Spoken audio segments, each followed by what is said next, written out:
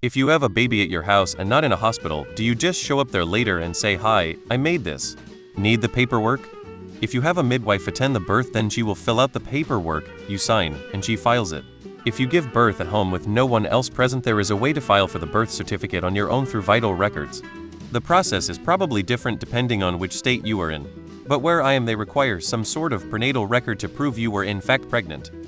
In my case, we just had to walk over to the village hall and have each baby added to our marriage book by the mayor.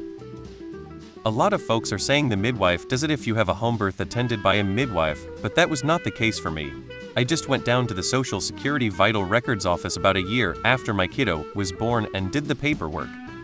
Yeah, pretty much.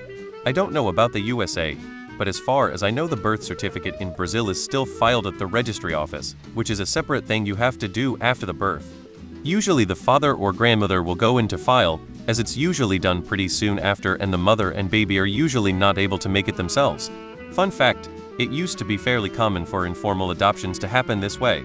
As in, babies left at doorsteps or children of teenage relatives or neighbors would be adopted by someone else, who would show up to the registry office and be like, "I had this baby at home." So while everyone knew the person was adopted, legally speaking, they aren't source.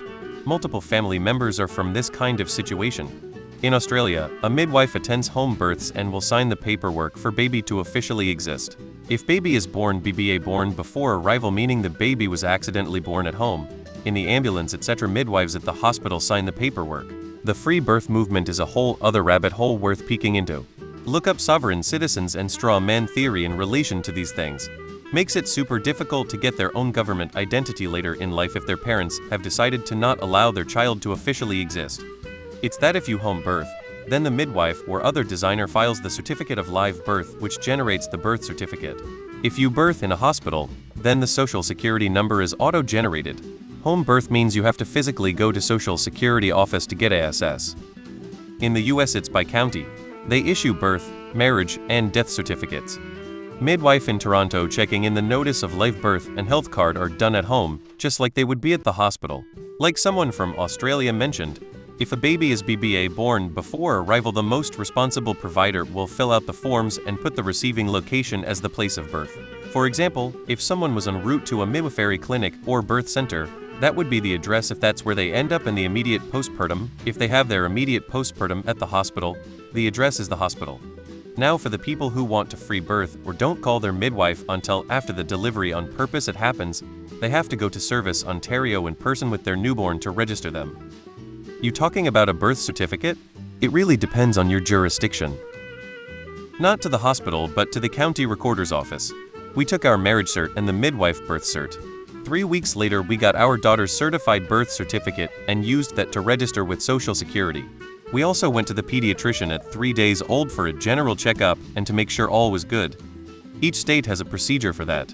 If you simply Google the state you live in and something like registering unassisted home birth, it will fill you in. When my mom went to get a passport in her 80s, she discovered her birth certificate for home birth was registered over a year after her birth, made it ineligible for use by the passport office for proof of US birth. It was as though she never had one. They wanted an affidavit from the person that actually delivered her. That would be her father, who died in the 70s. In the end, her 98-year-old sister had to trot down to a federal building and sign an affidavit that she remembers her birth and swears it was in the US. We submitted multiple census records, school records, and newspaper articles.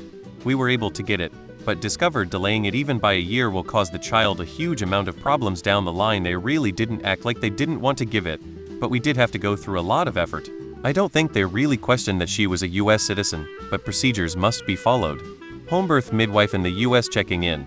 If someone hires a midwife, then we file the birth certificate paperwork for them, and a Social Security card will automatically be issued for baby.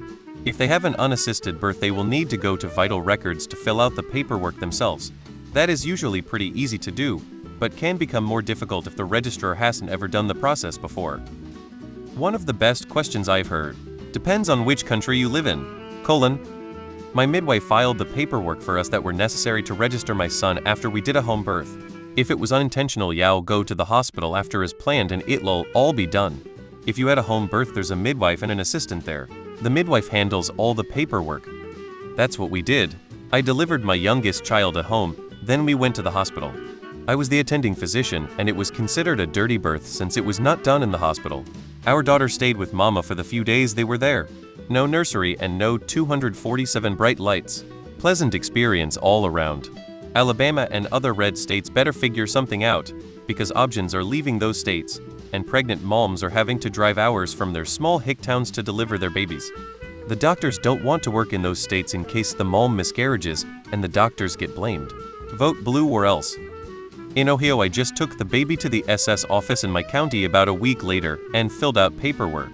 I had to list a medical person who witnessed some part of my pregnancy. I saw a hospital midwife a few times during the pregnancy. I guess to make sure I didn't kidnap someone's baby. My spouse was on the birth certificate as who delivered the baby.